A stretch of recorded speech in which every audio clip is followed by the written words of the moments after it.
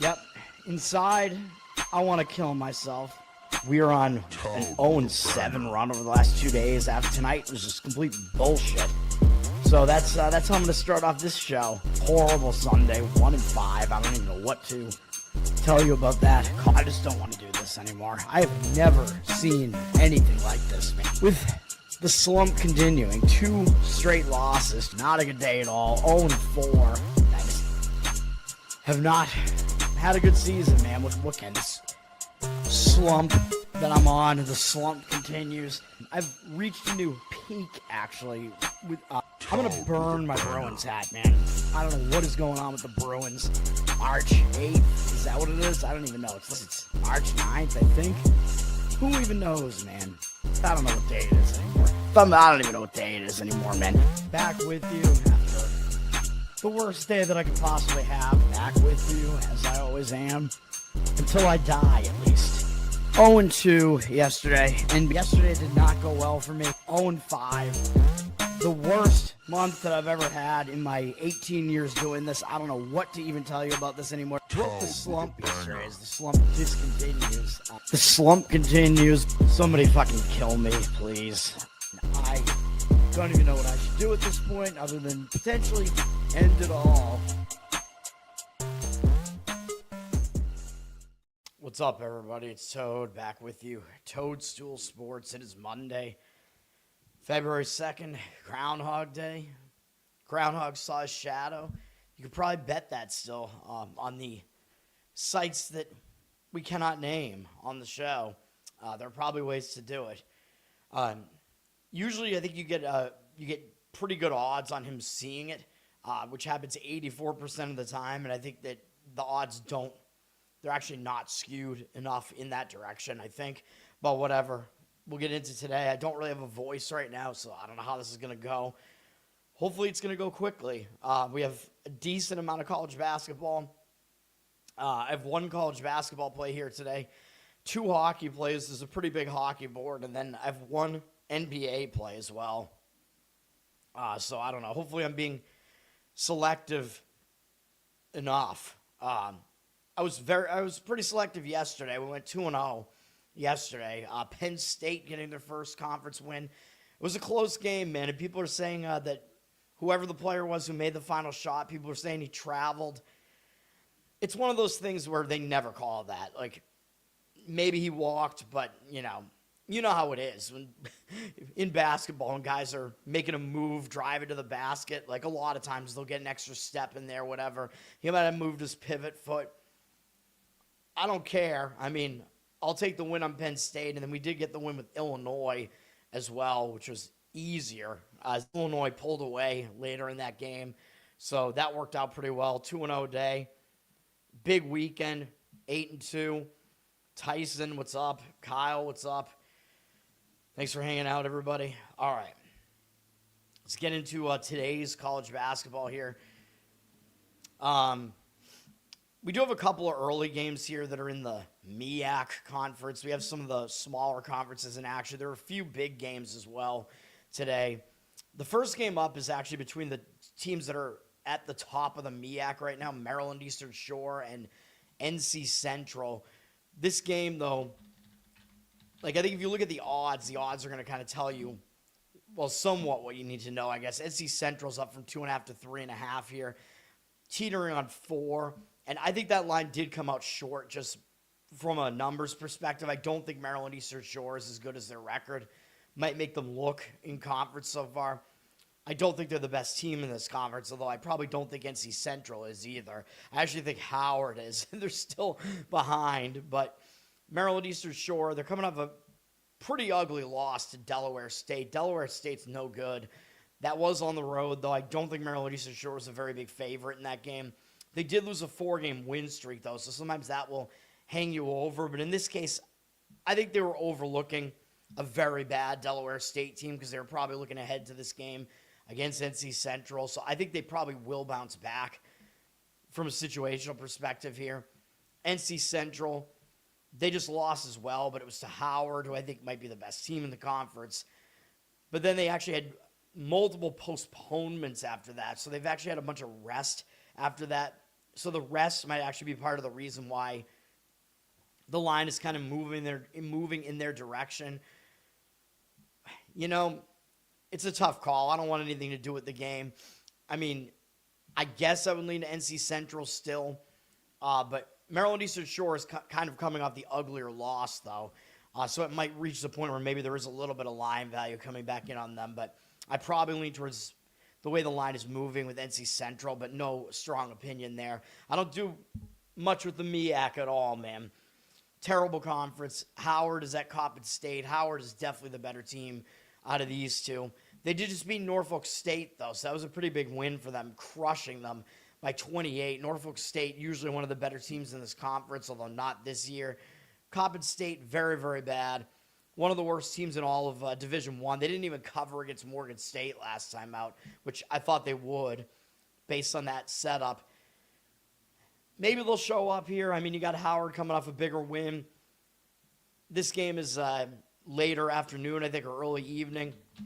I would probably take the points with Coppin State in this one, but I mean, if you want to have money on this, I mean, I would recommend just doing it as, you know, basically just betting it for fun, because I don't even know how fun the MEAC is, but I usually do not. I would not want to have actual money on any of this crap.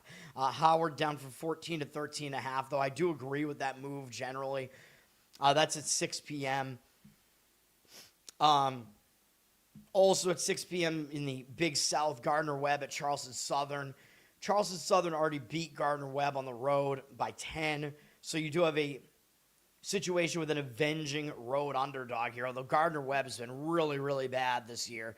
Unbelievably bad. Like, even for a team in this conference, they're bad. Like, there's a huge gap between them and the rest of the conference. So, sad times for them. Charleston Southern is... You got to think they're probably going to show up, too, though, because they've lost 6 games in a row. But they already beat this team by double digits on the road. They don't need style points here. And they have High Point up next, and High Point is a big game. And they did just lose at home by 9 to Radford. I don't know how close this game was. This is kind of a big game as well. Radford closer to the top of the standings as well. The game was fairly close. It was within 2 possessions in the final minute. So you could make the argument it's a sandwich spot that Charleston Southern is in as well. So I would actually probably lean towards taking the points with Gardner-Webb there. Definitely not going to make my card, but Charleston Southern's up from 17 to 17.5. There are some aspects of it that do look like a sandwich, and it is an avenging road underdog situation where Charleston Southern could probably overlook this team. Could be a situation where they win and don't cover pretty easily in that one. But I don't want it. ESPN has the first big game of the night in the ACC. Syracuse at number 16, North Carolina. For Garrett here, I don't know where he's at right now. Don't think the setup is that bad for North Carolina. They were coming off their big upset win of Virginia, staying on the road, and they still won against Georgia Tech by double digits. Don't know if they covered this number, but they did win. They did. They covered. They were, 9.5-point favorites, so they won by 16, excuse me. Now, the concern for North Carolina, though, is they have a huge game on deck. They play Duke next, so on Saturday, I believe. So that is a pretty major look ahead there. So I think that is the main part of this handicap, is that they might look past Syracuse because they have Duke on deck.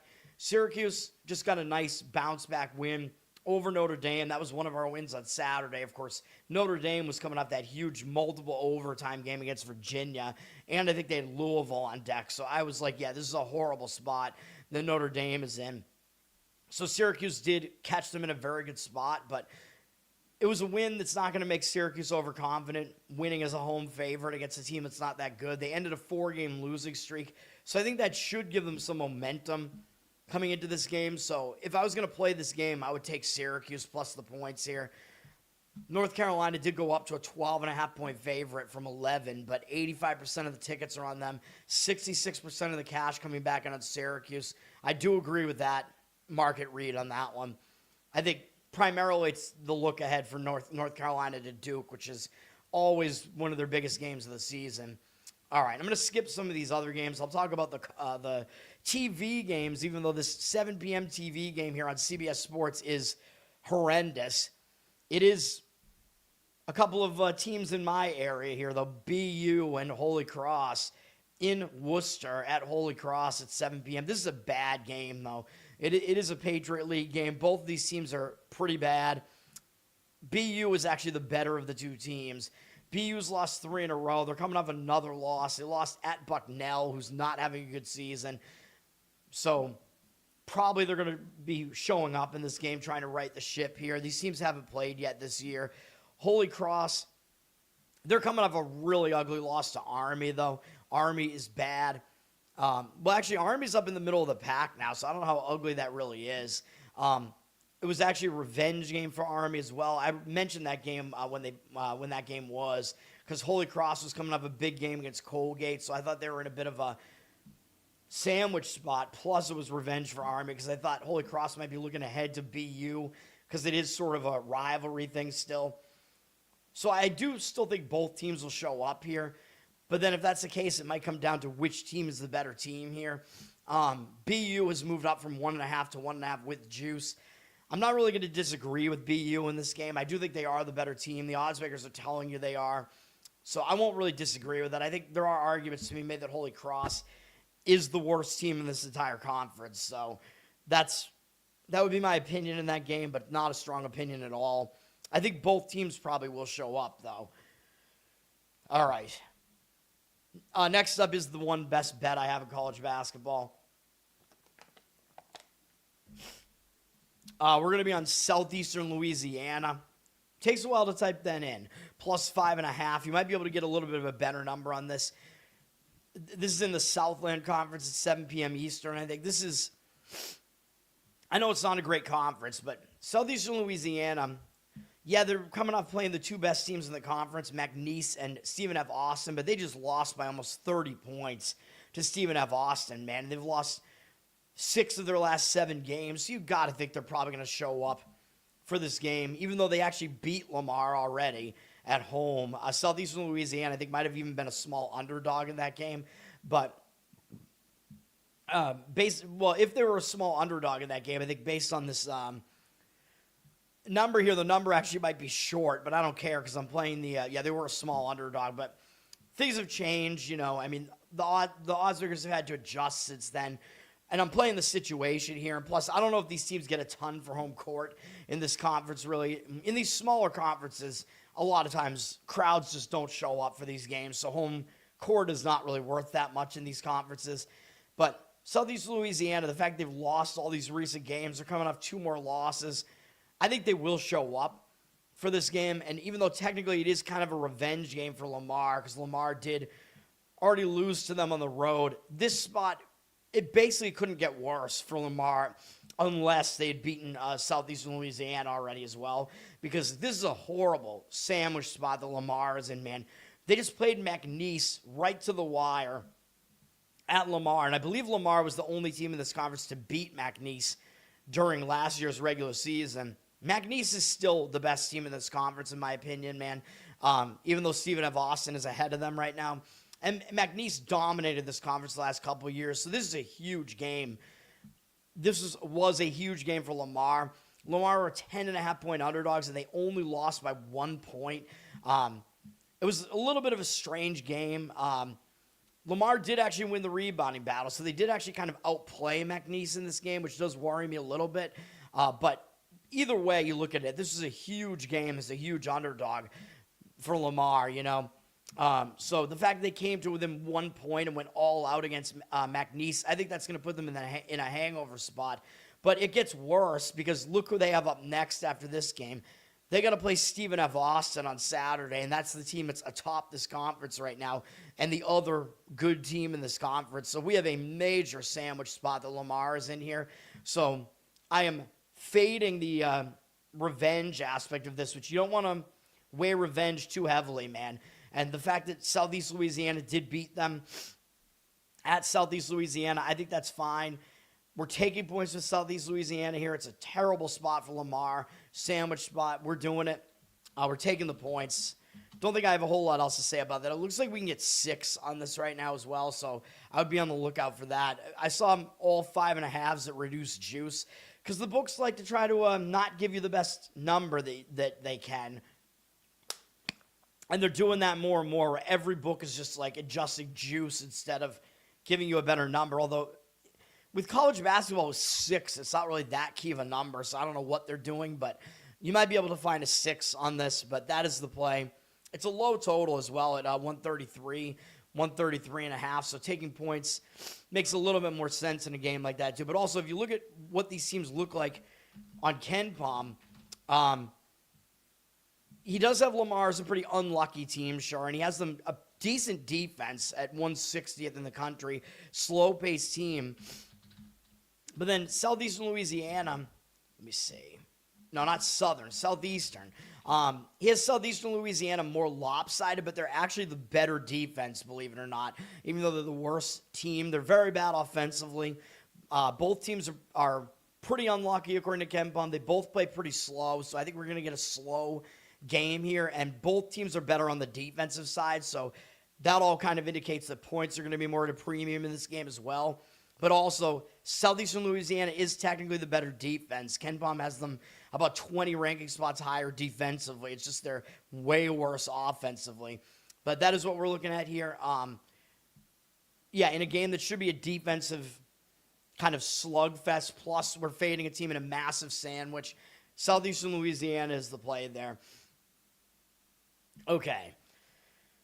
What else we got going on for today here, man? Well, the big game in the Southland is happening as well. McNeese is at Stephen F. Austin. This is a huge game, man. Both teams are definitely going to show up for this. They already played once, and McNeese beat Stephen F. Austin at McNeese by 2 points, if I'm not mistaken. Where is that game? It was a very... Am I wrong? Oh, yeah, no, I'm right. I was going to say, like, Mandela effect. I don't know what's going on here. Yeah, McNeese effect. Yeah, that did happen. So I think McNeese did not cover in this game. They were, believe it or not, McNeese were 10.5-point favorites in that game. So they might show up with some more intensity here, man. McNeese is coming off that performance where they almost lost to Lamar. I think they were looking ahead to this game. And you know what I always say? When a team that was a big favorite didn't play well and they just barely escaped, they usually come out with a lot of intensity in the next game. Not that they need any more reason to, because Stephen F. Austin is ahead of them in the standings. But I think McNeese is still the better team. We're talking about a second meeting where the home team was a big favorite and barely got by in the first game. And that is also an indicator that you want to look towards that team, because they're going to remember that, and they know they didn't play at their best in that game, so they might step it up and play better. Although, of course, maybe they don't realize they were that big of a favorite, and maybe they consider this to be a big game as well anyway, or they consider that other game to be big as well. But still, the fact remains they should have won by more based on how heavily they were favored. Now, one concern with McNeese is that they are playing a third straight road game, which is not going to be that easy.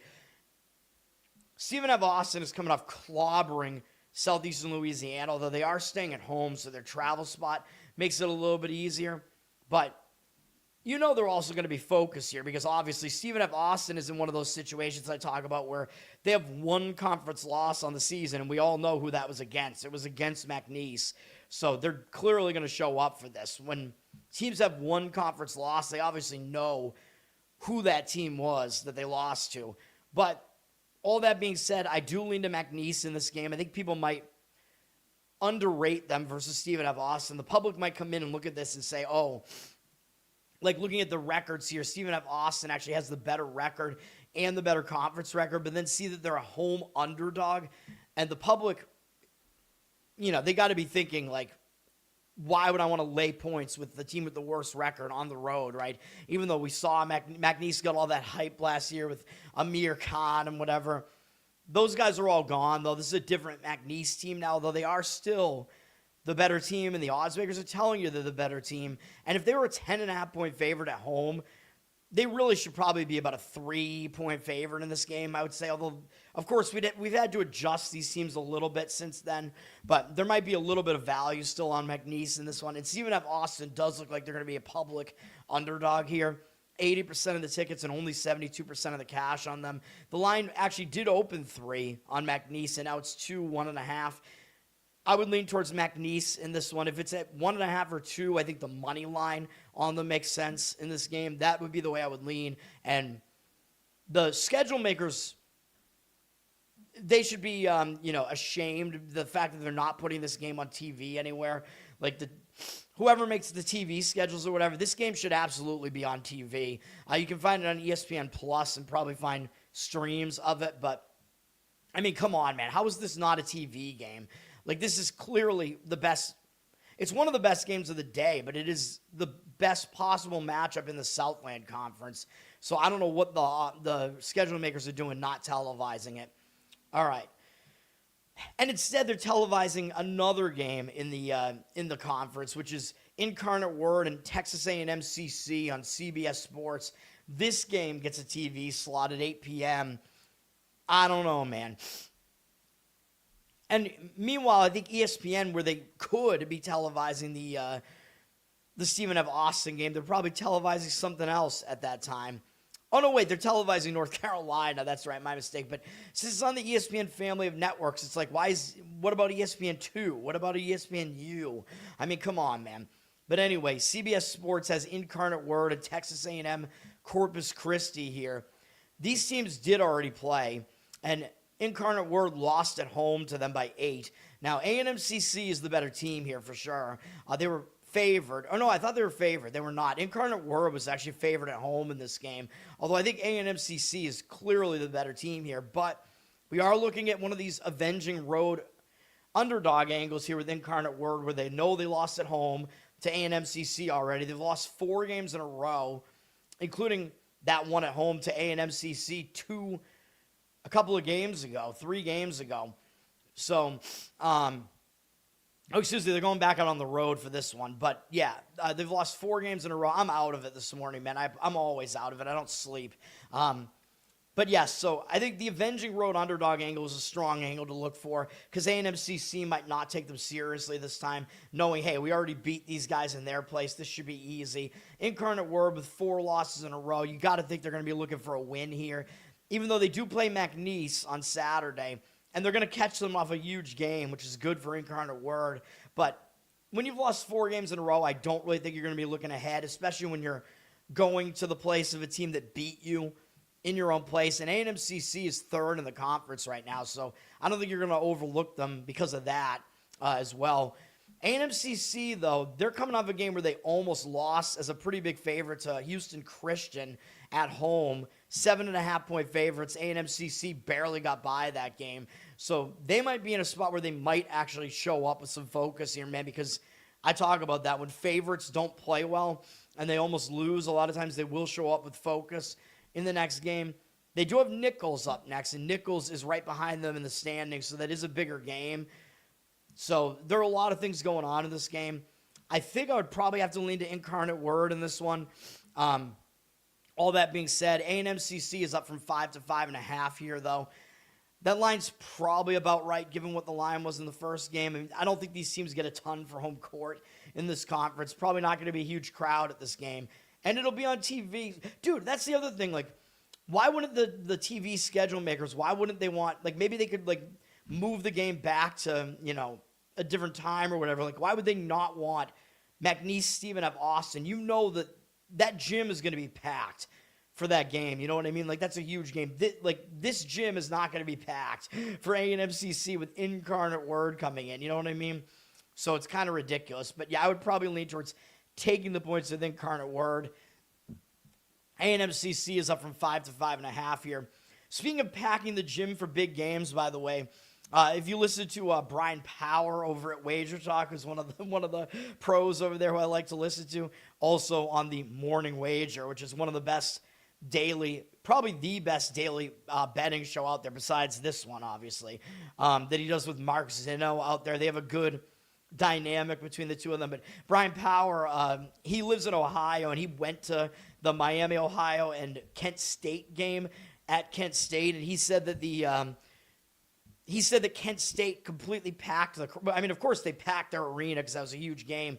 And I guess a bunch of Miami, Ohio fans went cross-state and showed up for it as well. But he said that that Kent State, he said that they gave out like free beer or something to the first 500 students to come in or something like that to try to like pack the gym with the rowdiest crowd as possible, and still lost to Miami, Ohio in overtime. But I was like, yeah, that's pretty insane, man. I'm assuming that they must have been IDing those students, right? Got to be an upperclassman, man, if you're gonna participate in the free beer.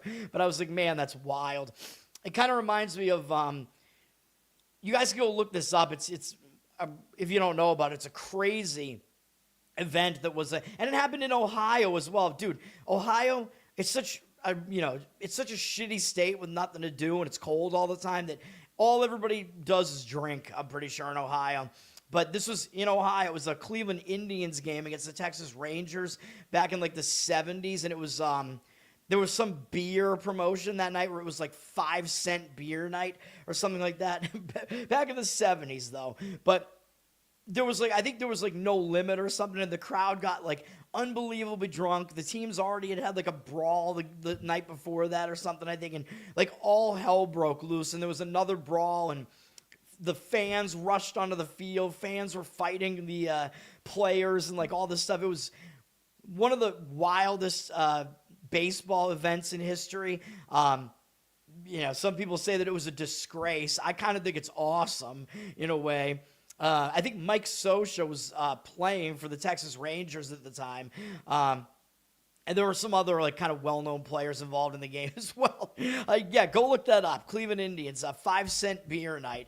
I think they did not do that again after that, but yeah. And then I think there was something similar that happened at a White Sox game too, which they referenced in whatever that movie was. There was a Netflix movie that was like an adaptation of that story with actors playing the parts of, like, the main guy was like the son of the White Sox owner. I think they had like a similar thing that happened there. I can't remember what the name of that movie was though. Something with Saint in the title. I can't remember the name of it though. It was an interesting movie though, and I'm pretty sure the main actor in it, I'm pretty sure was Charlie Day from Sunny in Philadelphia, if I remember correctly. All right, Garrett, what's up, man? Yes, correct.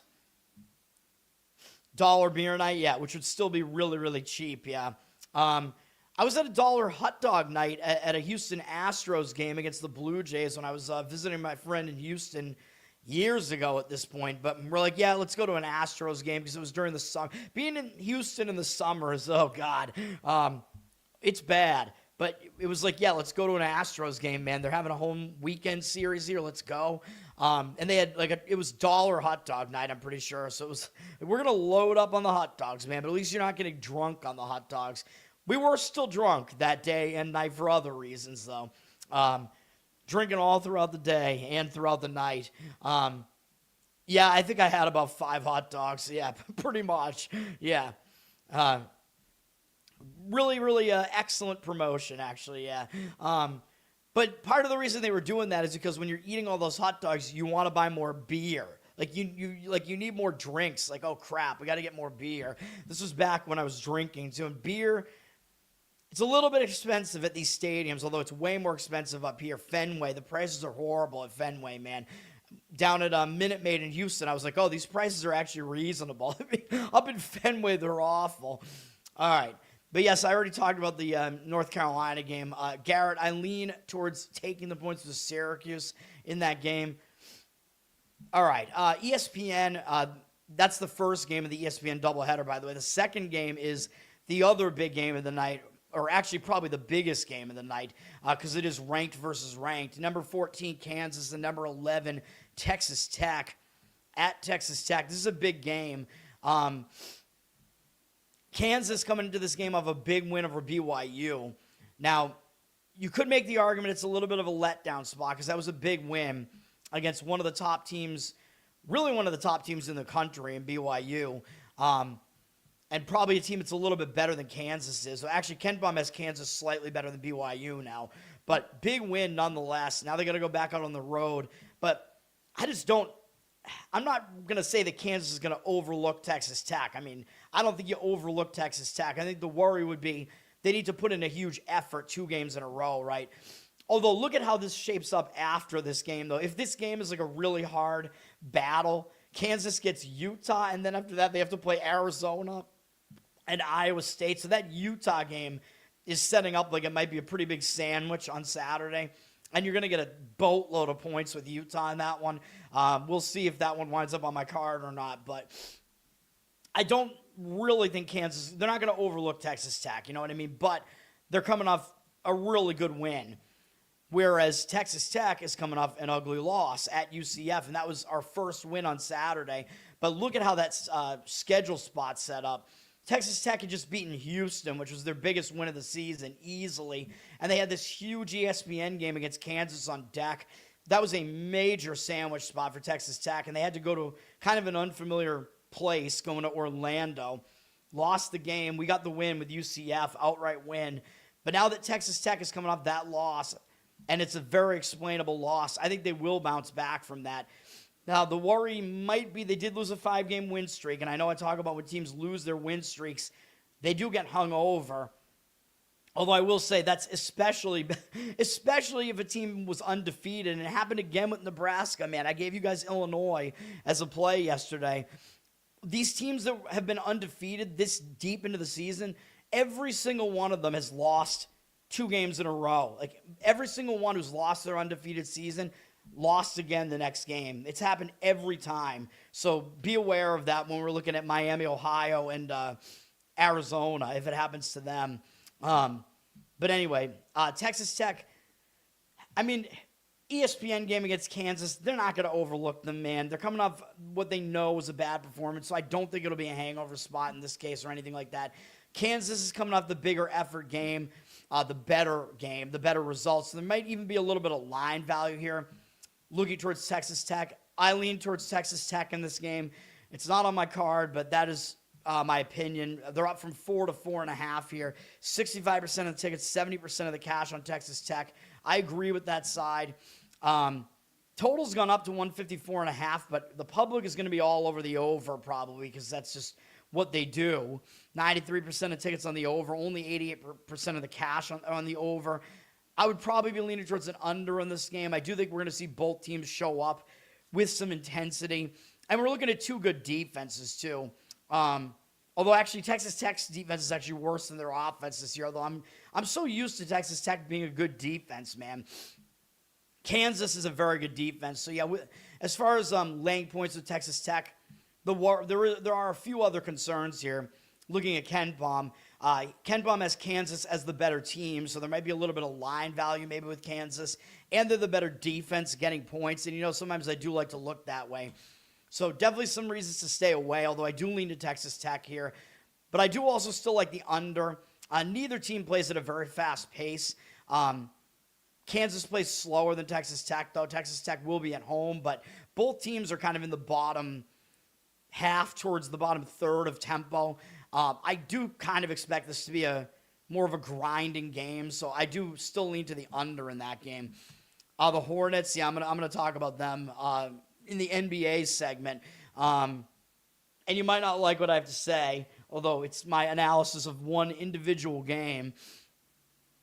We do have a couple of big sky games here at night, which kind of looked interesting as far as the scheduling spots. Weber State is at Sacramento State. Weber State already beat Sacramento State by 13 at home. So from that aspect, there is like the possibility they might overlook Sacramento State. But then I kind of looked at it and I was thinking, well, maybe they won't because they had lost 3 games in a row and then they ended their losing streak with a close win over Idaho State. So maybe some new momentum coming into this game. Maybe they're still concerned that they have Northern Colorado on deck, but I don't know because Northern Colorado just hasn't been good in conference, even though I think they're a very under-the-radar team right now because of that.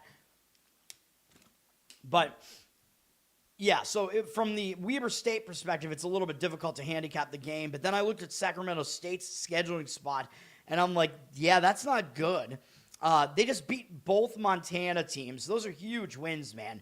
Montana State and Montana, those are debatably the top 2 teams in the conference because I think Portland State's a little bit overrated. Portland State's at top the conference. But, yeah, guess who Sacramento State plays next on Saturday? Yeah, they're playing Portland State next. So they're pretty much in a sandwich spot here, man. I have a few hesitations with it because Weber State did already beat them once.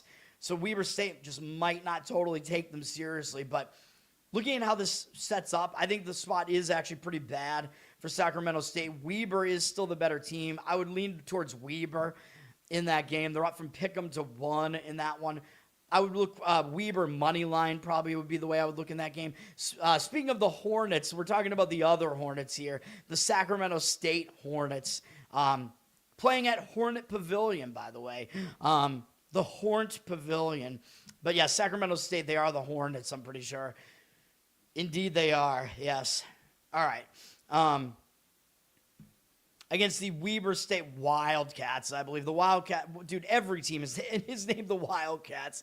And then Idaho State is playing at Portland State, who are still sitting atop the conference here. Idaho State's lost 4 in a row, but they're playing a 4th road game in a row, and that's not easy to do, man.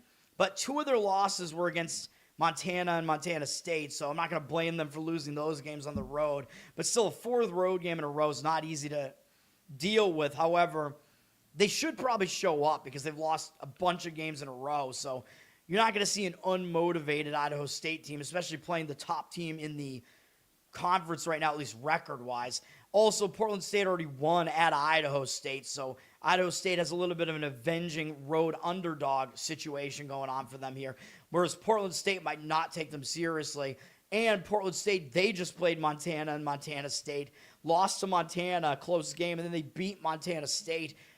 Big game. That was a big win for Portland State, man, because that game sort of had, it gave Portland State padding in the Big Sky, man.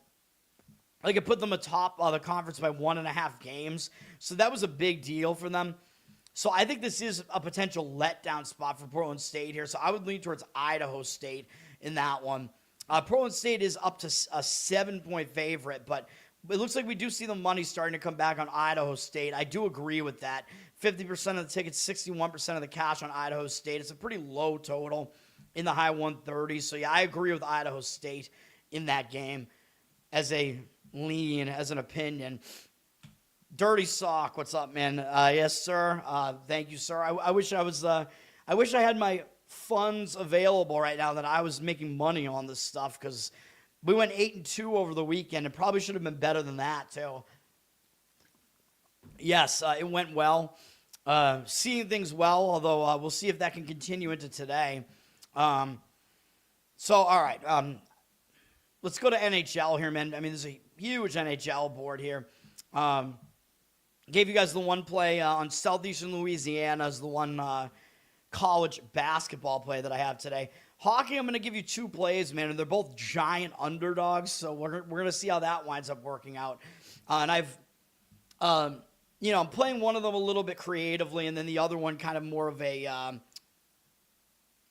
a straight-up bet situation. Jeff, what's up, man? Thank you, sir. Yeah, I got a lot of those games right yesterday. College basketball, I was right about most of the games yesterday. I was looking at the results. I'm like, yeah, I was seeing things pretty well yesterday, although I was selective. Yes, sir. Ride or outright win, yes. Even though they suck. I thought the spot was correct to look their way. Albany, they were winning much of that game. I haven't looked at the box score for it, which you usually got to do it because you got to post-mortem these things and see like what you see if you got, why did you get it wrong, whatever, like were you actually right. I was just following the score on my phone, and I saw that they were winning most of the game. I'm like, oh yeah, we're about to be at like 7-0 or 6-0 on the day, whatever, 7-0 on the day. Then they lose. I'm like, come on, man.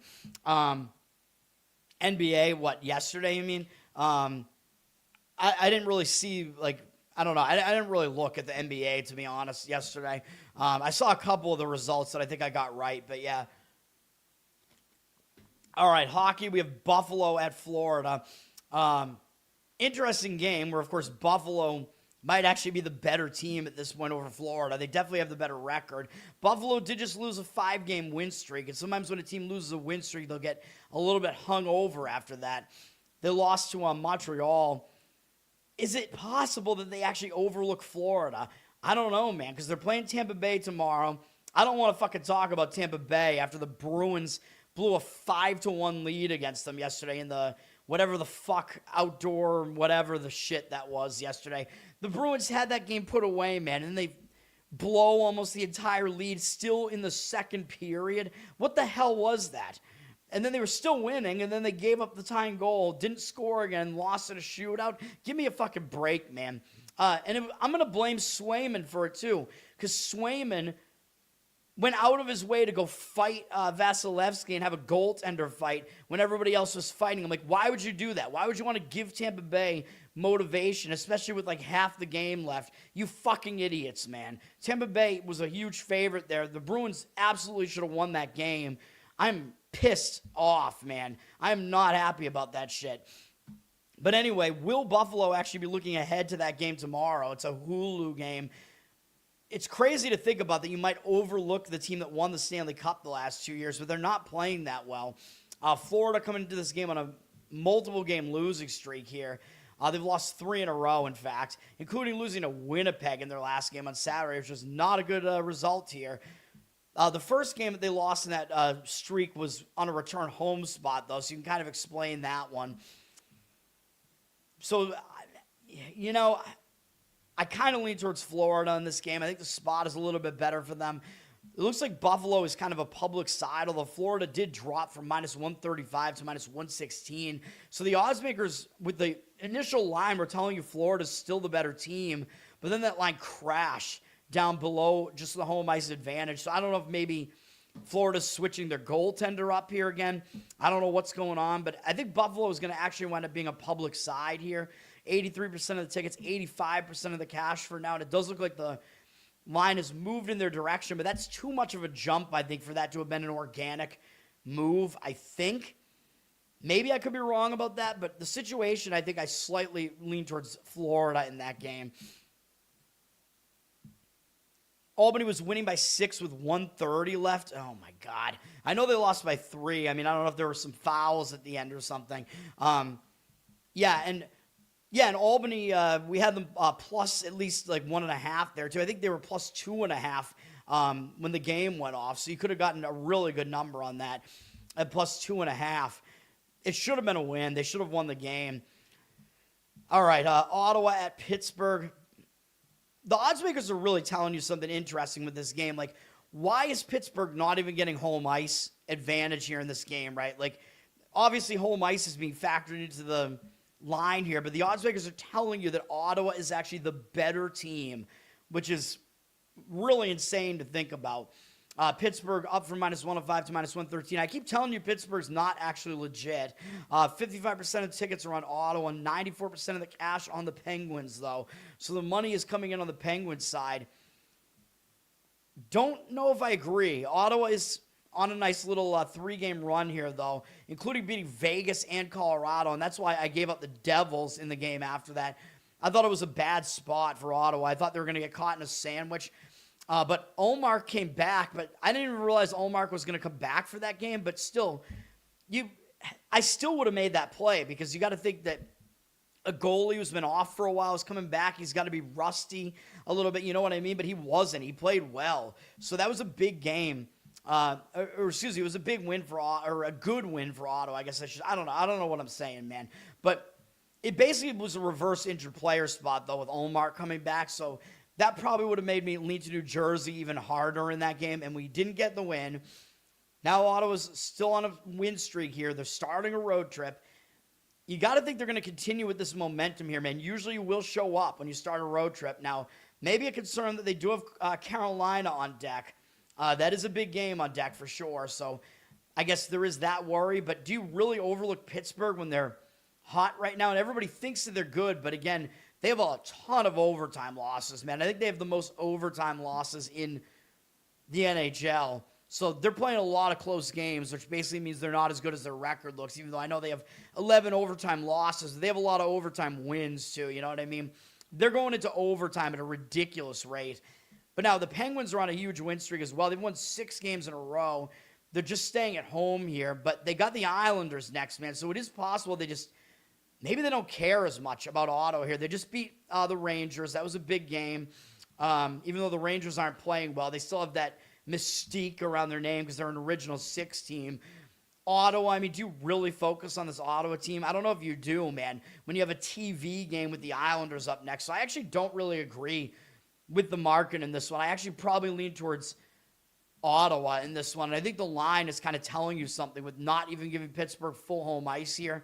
It might be Ullmark again in net for Ottawa here. I'm not sure. If it is, that will help them, I assume, because now he has a game under his belt, and he's obviously their best goalie. So we'll see what happens in that one.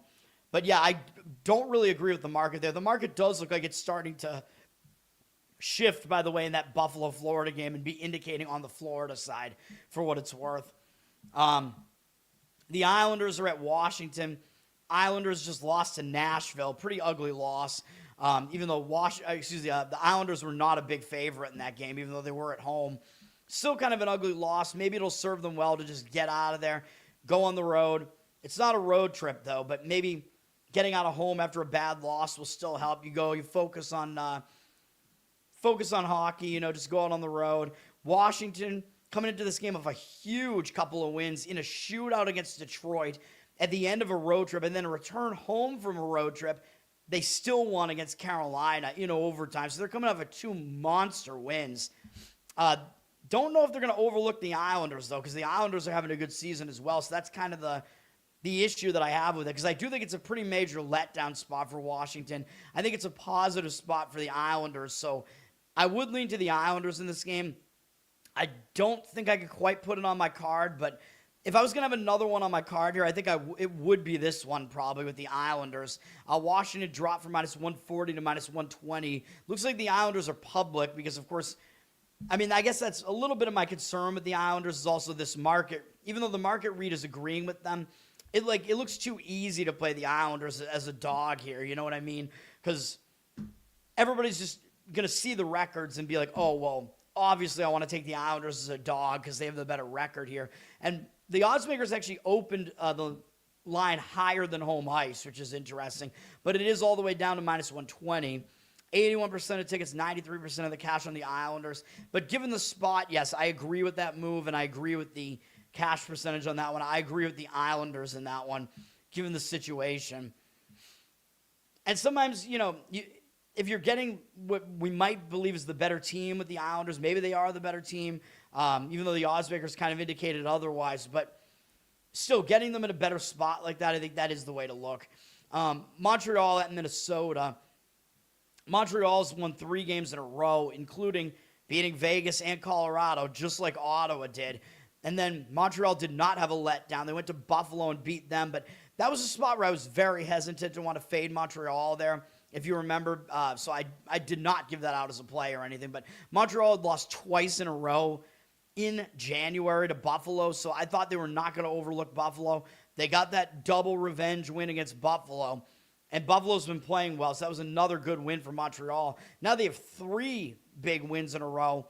How long can they sustain that, man? I don't know. Now they have to go to Minnesota, and they actually already beat Minnesota in Montreal back on January 20th. Now, I don't think they're going to overlook Minnesota, but it might be a situation where Montreal just runs out of steam here. Maybe that Buffalo win was a little bit better, a little bit bigger than this game. So that had me looking towards Minnesota here, but then I'm looking at Minnesota. I'm like, oh, crap. Minnesota just went to Edmonton, and they annihilated them 7-3. That was a great win for Minnesota, a huge win there.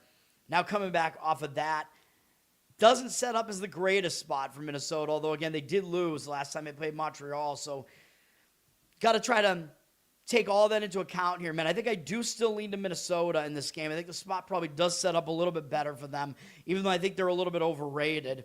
As I keep saying, they have a lot of overtime results as well. I think they have the second most overtime losses to Pittsburgh.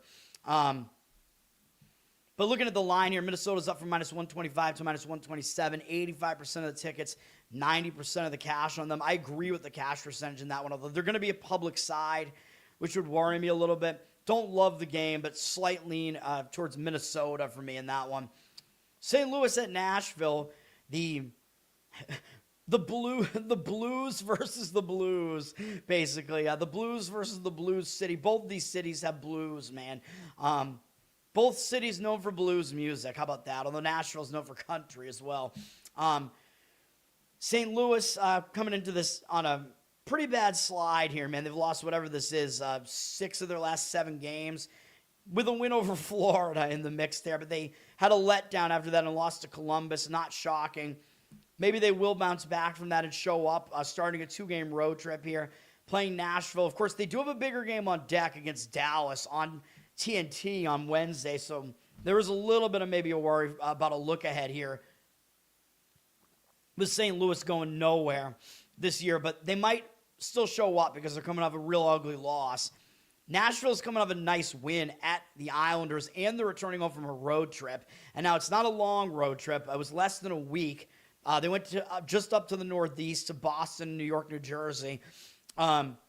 But still, it is technically a return home spot, so teams can get distracted in that spot. You know, you've been away for a little while. You got some stuff to do back at home. You might overlook an opponent that's not very good, like St. Louis. And Nashville does have Minnesota on deck, which is a bigger game. So I do think the spot is more of a negative for Nashville. They are coming off a nice road upset and win over the Islanders there.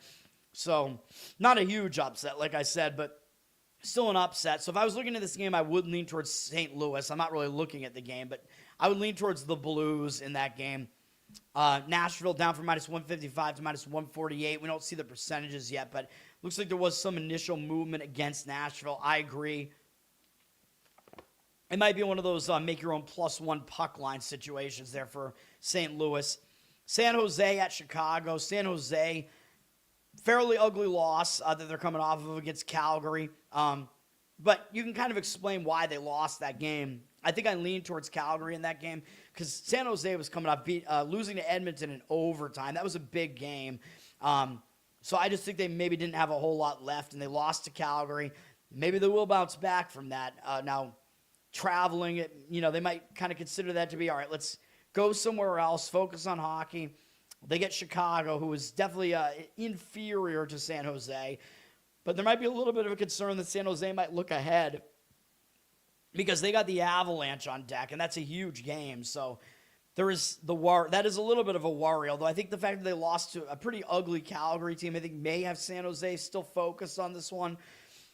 Chicago comes into this on a 5-game losing streak, though, and they are staying at home for this one, having not played over the weekend and coming off a fairly ugly loss. They're coming off a few ugly losses in that recent stretch there, so they've lost 5 games in a row, mostly to good teams. But then I don't think Pittsburgh is great, but I guess I'll consider them to be a good team. And then Chicago lost to Columbus in their last game, which is a pretty ugly game. They do have revenge against Columbus on deck, but in the state that Chicago's in, I don't really see them overlooking anybody here. So I think I would probably have to lean towards Chicago in this one. They're a little bit of a home underdog here. Like I said, San Jose is the better team, but maybe we're taking San Jose a little bit too far, making them this much of a favorite on the road here. They're up from minus 110 to minus 111, so not a huge favorite, but still a road favorite. 90% of the tickets and only 70% of the cash on San Jose, so they are a public side. It's a cheap price with San Jose. Maybe tempting for the public to want to grab them. But a lot less of the money on them. So the market seems to agree with me on Chicago. Winnipeg at Dallas. I know I've said I have 2 plays, and we haven't hit either of them yet. And this is still not one of them. Even though I said they're both big underdogs, and I think Winnipeg's a big underdog here, but this is not it.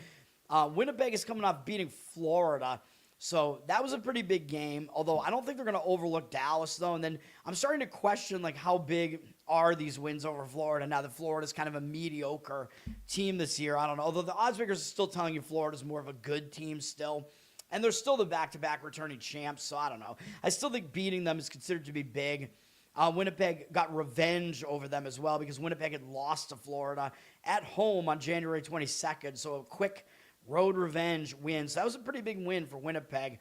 Now, they used Comrie in net in that one, so Hellebuck should be back in net for this one against Dallas. So I think they'll have their better goalie here. They should still be focused for a game against Dallas because it is still a big deal. Dallas is returning home from a road trip. Not the longest road trip. It was similar in length to that other one I talked about where they've been away since Tuesday.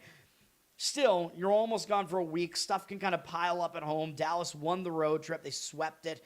One big win on the road trip against Vegas. Didn't really suffer a letdown after that, and they still beat Utah. I think they caught Utah in a good spot, if I remember correctly. I think Utah was returning home from a road trip or something. So I think Dallas had a little bit of a situational edge in that one, despite coming off the win over Vegas. Dallas actually used DeSmith in net in that one and still got the win. So they'll have Ottinger back in net for this one. So I think you will get the prime goalie matchup in this one between the two starting goalies for both teams. Hellebuck and Ottinger should both be in net for this one. But it is still a return home spot. Winnipeg hasn't been playing that well, so it is still possible that maybe Dallas gets caught up in that distracted spot in the return home. They only play St. Louis next, which is not really going to be that big of a deal since they just beat them twice within the last week and a half. But that is a TNT TV game at the very least, I guess. So I do think the spot is a bit worse for Dallas still. The money line plummeted down from minus 170 to minus 145. Don't really know why that was the case. Again, I don't think you usually see a move like that unless there's like a goaltender change or something. So I don't know what happened with that. Don't see the percentages yet, but I do agree with Winnipeg grabbing them as an underdog in that game. Generally, I agree with that side. So I guess take from that what you want to. Next up, we're going to enter the best bets here.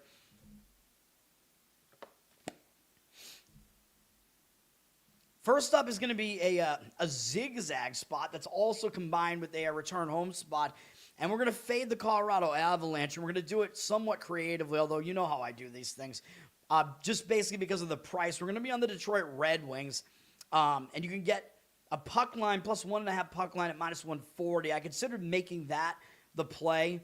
And I was going to say, if you want to do that, I would still put some amount on the money line, of course, but make it like a spread bet. But then I was looking at it, I'm like, it's in that price range where I'm like, let's just make it a split bet. Let's be risk averse here.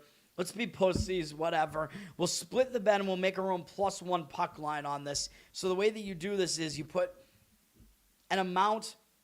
I can show you what the amount was. So let's just go because, I use this calculator here, even though it's for baseball. Let's do it out of 100 here. Hold on. So basically, the way that this comes out is, you're actually literally putting 50% of the bet on the, actually not even 50% because it comes out to, you actually wind up with a plus 117 price on this. So you're actually laying less money than you're trying to win here. So it comes out at a pretty decent price here. So if you're trying to win 100, $50 would go on the minus 140. I know I have to put that in as the money line because the way that they do this, he's only doing this as if you were playing a favorite. So you have to swap the prices if you're playing an underdog, if that makes sense. Because what you want is the amount to win on the minus money price should equal the amount that you're risking on the plus money price, if that makes sense. Because what you want to do here is on the plus 1.5, whatever you win on that, if they lose by 1, you want it to push the bet. So that should be the amount that you put on the money line, because then if you lose that money line bet, you'll at least have gotten your money back that you put on that, if that makes sense. Hopefully it does. I talk about this quite a bit whenever I do it, so hopefully that makes sense. That's what we're doing in this one.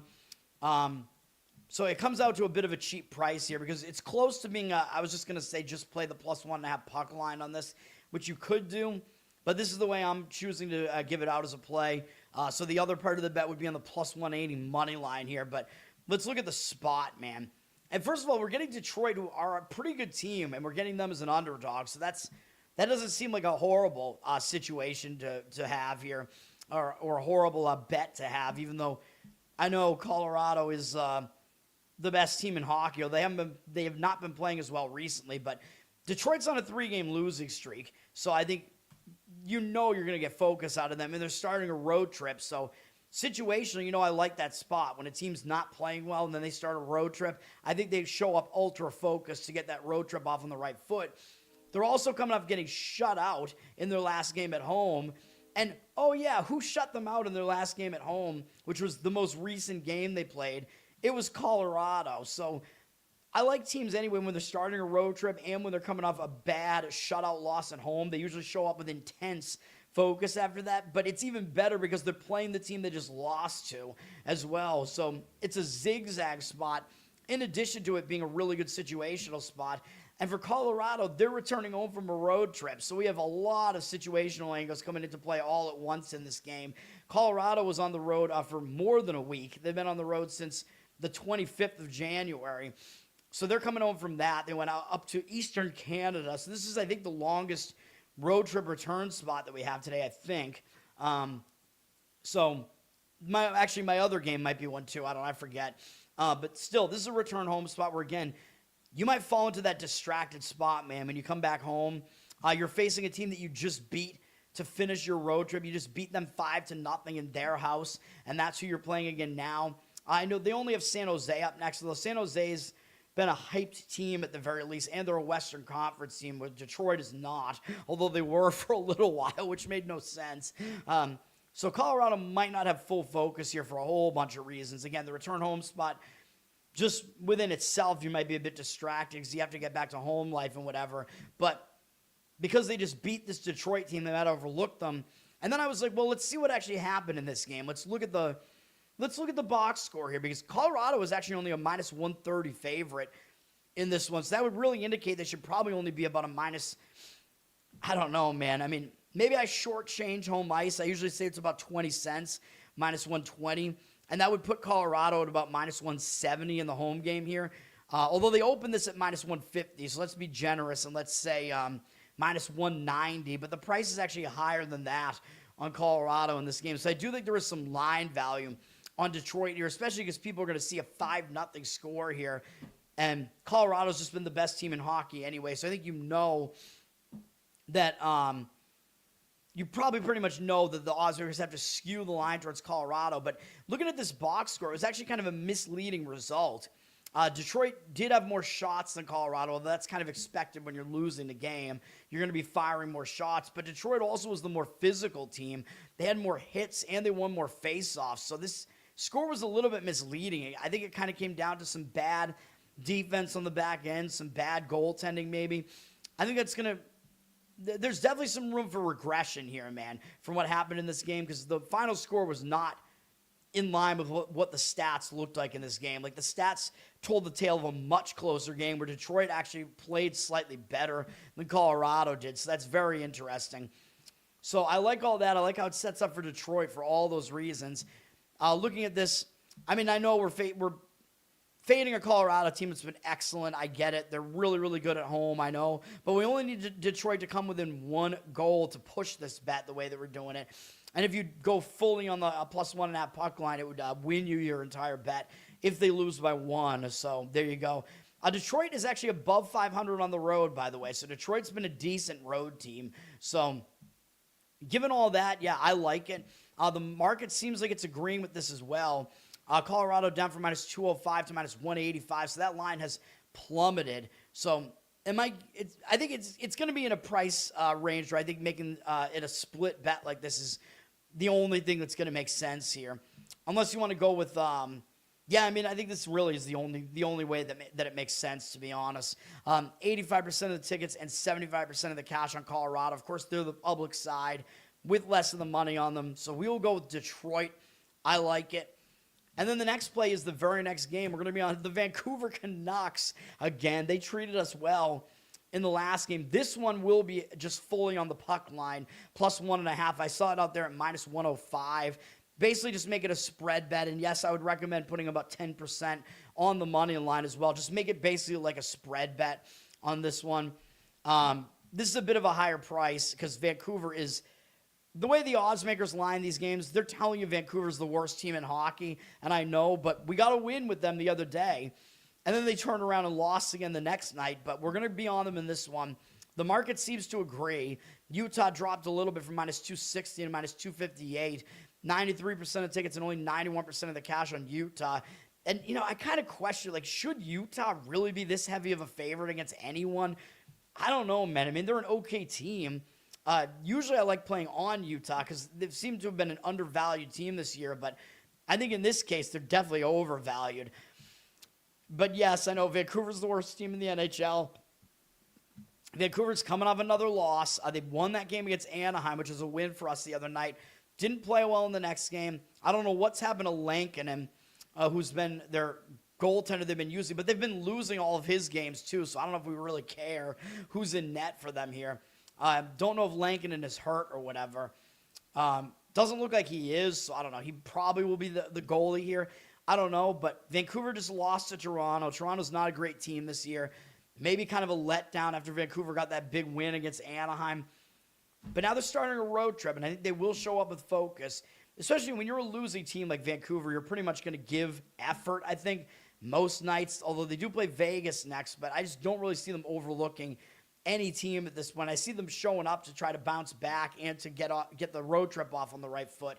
Utah, though, they're in a bad spot. Now, they're not in a return home spot. That was their last game, but if you look at what they did in their last few games, they beat Florida on the road. They blew a game against Carolina on the road where Utah had a 4-2 lead in that game and blew it. And then coming off of that game, they still put in a decent effort against Dallas, losing 3-2. And that game was 3-2 for most of the third period.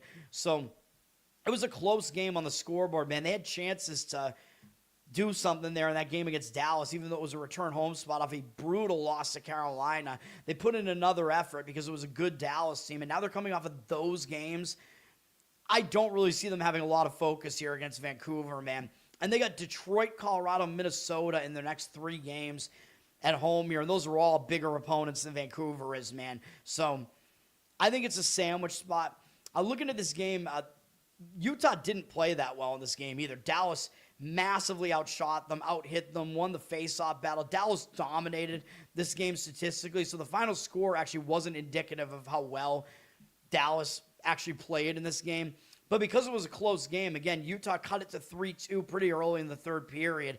They played almost the entire third period down 1 and had chances to maybe tie that game and have a chance to win it. So still, I think it's brutal for them to come off games like that. I like Vancouver.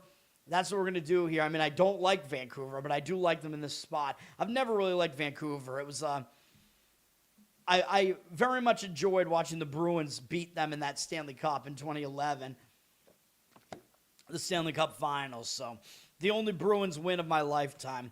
But yes, we're going to take Vancouver on the puck line there. All right. And then there is one more pretty uninteresting game, the late game in hockey, is Toronto at Calgary. These teams are not playing well. They're not great teams. Toronto did just beat Vancouver, barely, but that might give them some momentum here because they ended a 6-game losing streak. So, and you're going to see in a minute, these teams are in very similar spots in this game, which is crazy. It's like the schedule is almost a mirror image for each team here.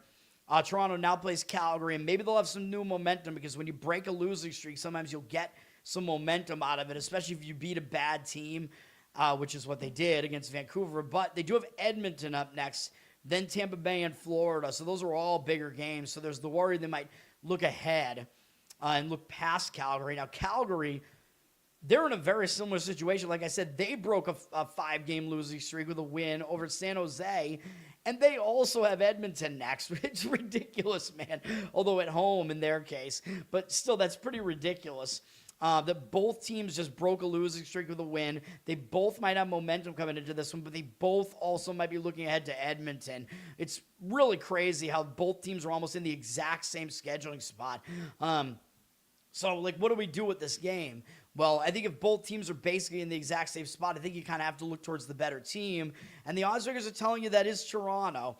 They're up from down from -115 to -112, but they are road favorites. So the odds makers are telling you the Maple Leafs are the better team here, and they are getting the money, 85% of the cash, 62% of the tickets on Calgary, because I just think the public, if they're looking at this game, they're probably just thinking, well, we get Calgary as an underdog here.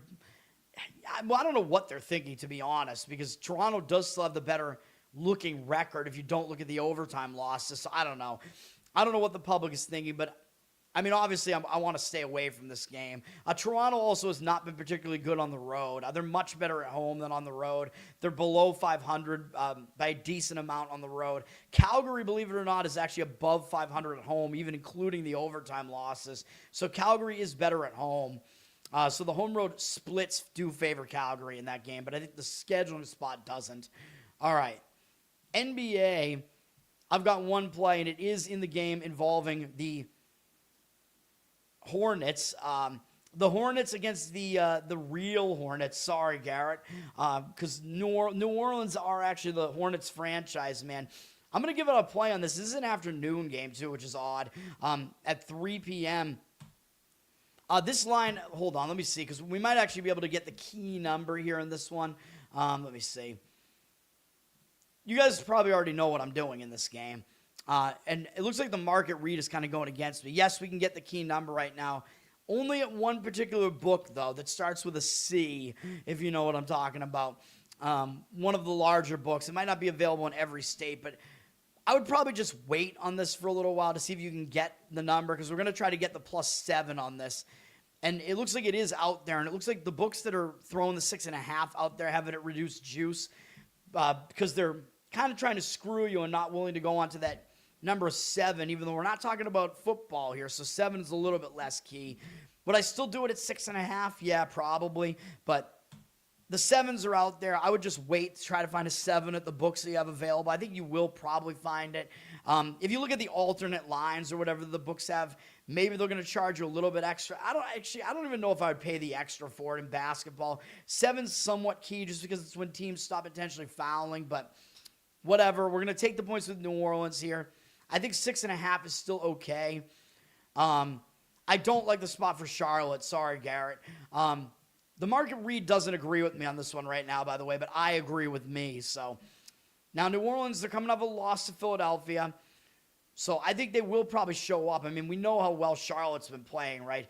New Orleans, yeah, I know they've had somewhat of a packed schedule. 3rd game in 4 days in different cities, but they had yesterday off. They had a couple of days off prior to this stretch when they returned home. So I still think it's okay, but yeah, Charlotte's schedule hasn't been that much softer, really. I mean, Charlotte, they're playing a 4th game in 6 days, a lot of them in different cities, so whatever. But really what I'm looking at here is that Charlotte, I know they've been playing really well. They won 6 games in a row. Everybody's kind of on to the Charlotte hype now. Everybody's talking about how, in January, Charlotte set that, they tied that record of having at least 5 road wins. I think they did it with this Memphis win. I think they had 5, or was it might have been 6 road wins by 15 or more in 1 month. And the only other teams that ever did that in NBA history both won the NBA championship. It was the 01-02 Lakers, which I think was Shaq, Kobe probably back then. Was it? Actually, I don't know. Dude, my time span might be off. I don't know. I forget who was where at that point. And then the 11-12 Heat were the other team that did it, which I think that was obviously with LeBron, Bosh, and Wade. I think Shaq wasn't there yet, but I'm not sure. I think, unfortunately, I think they did have Ray Allen at that. They might have had Ray Allen at that point, too, after he left the Celtics. So, but whatever. So people are onto the hype train. Charlotte finished the month of January, so now we're into a new month here. And I think they might be in a pretty bad spot here, man, because Charlotte just pulled off the upset in, I think, what was a TV game at home, I'm pretty sure, in an afternoon game on Saturday. They beat the Spurs. That was a big win, dude. Spurs have been good this year. Really big win for Charlotte as a home underdog. Now they get the Pelicans, who've been one of the ugliest teams in the NBA this year. I just don't know if they're going to have full focus on this game, man. You're asking them to lay a bunch of points here. And on deck, they got to go to Houston, which is another huge game. Houston, one of the better teams in the West for sure. So this is a Texas sandwich that Charlotte is in here. They're in whatever you want to call it, a barbecue beef brisket Texas sandwich here, or a Texas cheeseburger or something. Who knows? Whatever the case may be, it might have some jalapenos on it. It's a spicy sandwich. We're going to do it. We're going to go with the New Orleans Pelicans in this one. You might actually even be able to get 7.5. This line is moving. I think you should have no problem getting at least 7 on this. It's up from 6.5 through the 7. 67% of tickets, 73% of the cash on the Hornets for now, but I do not agree with the cash percentage in that, obviously. It's also one of those situations that I look for where the Hornets just went from being an anti-public dog. So the public was on the Spurs against them, and the Hornets were an underdog. And now they're a public favorite. And when you have a huge switch like that from one game to the next, I talk about that in the NFL a lot. When a team was an anti-public dog and they played well in that game, and now the next game they're a public favorite, that's like a big dynamic shift. You know what I mean? You want to look to fade that sentiment usually because everything just kind of overreacts. Everybody overreacts to what they saw recently. So, yeah, we're on the New Orleans Pelicans plus the points in that one. All right. And then we have the rest of the board here, a few more games. Houston at Indiana. Houston is coming off beating Dallas, and it was a close game. Houston didn't cover, I assume.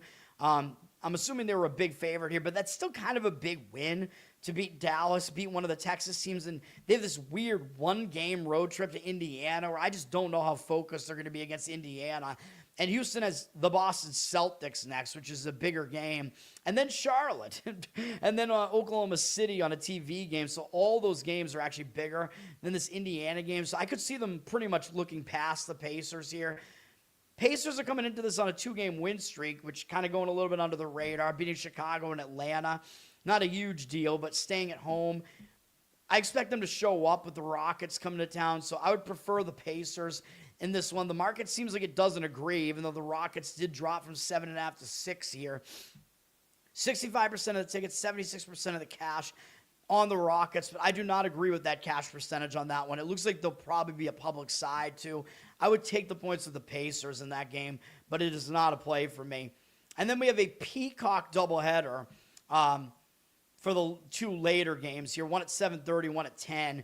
Minnesota at Memphis. Neither of these games are really that great, but Minnesota at Memphis, a very injured Memphis team that doesn't have Zach Edey or John Morant. Now, this is also kind of a zigzag spot potentially where these two teams just played on Saturday and Minnesota won by 17. So you got to look at that and think, oh, well, that's an outlier, right? So Minnesota might just not have full focus on Memphis now. They just went in here and beat them by a lot in the previous game. They got Toronto on deck. I mean, not necessarily a look ahead, but Toronto's been a winning team this year, so there is still the possibility of a look ahead there. Now, the reason why the zigzag works is also not just because the team that won in a blowout, if they did, might just look past that opponent in the next game, but the team that lost also has all the adjustments to make. You know what I mean? Whereas the team that won has no adjustments to make. So Memphis does look like they're in an all right zigzag spot here. And I agree with that sentiment. I agree with that side, but let's look at the number for a minute here. Minnesota was favored by 11.5, believe it or not, on the road against Memphis. So odds makers definitely giving Minnesota a lot of respect. So Minnesota was a big favorite. They'd actually gone up from 7.5 to 11.5 in that game. So, okay, now we have a zigzag spot potentially. Minnesota blew them out, so we're probably looking at maybe if the books, because they know about the zigzag now, maybe the books would adjust this down to 10, 10.5, you know. So maybe not a ton of line value on the Grizzlies, but maybe it still would make sense to take the Grizzlies here. You look at this line and, oh, crap, it's at 7.5. Well, why is that? And it looks like the money is on the T-Wolves side. 82% of tickets, 96% of the cash on the T-Wolves. So they're getting some of the money now. And the problem is, I think Anthony Edwards is not playing in this game, and I think that's why the line is 7.5 instead of 11.5. So, again, you got to pay attention to, like, does this line look like it's off, which is way easier to do in a zigzag spot where they just played the same game in the same venue. And, yeah, I'm pretty sure that Anthony Edwards is going to be out. That's, like, the only thing that – well, Julius Randle is also a game-time decision. He's questionable as well. So we'll see. But I think it's got to be something like that where one of those guys is probably missing this game at the very least because the odds makers have really dropped the line on this. And if it's Anthony Edwards, you know what I always talk about. That makes it an injured player spot for the T-Wolves where when a team's star player goes down, that first game without him, the team has line value on them because the line usually over-adjusts to that injury, which it might have here. It dropped 4 points. And that team will actually come out and play with intensity a lot of times to account for that guy being out. So that's what I worry about now. It looks like we have the zigzag would put you on Memphis here, but the injured player theory spot, if it's happening, would put you on the T-Wolves here. So that is the concern in that one. In this game, maybe you wait until closer to game time and see who's actually in and who's out in this game and then try to decide. If Anthony Edwards does play and the line starts creeping back up, if you wind up being able to get the Grizzlies at least like a 10-point dog or something, I would probably be leaning that way. But as it stands right now, I got to stay away. Like, I really don't think I want the T-Wolves in this game, though. 82% of the tickets, 96% of the cash on the T-Wolves. Even if it's the injured player spot with the T-Wolves there, I don't want it because then you have conflicting factors. But if it winds up not being that, like I said, an AE does play in this game and you get a big price on the Grizzlies, I would lean towards the Grizzlies. And then we have the Sixers at the Clippers. Philadelphia at the Clippers here. The Sixers coming into this game off of beating New Orleans. Not a huge deal there.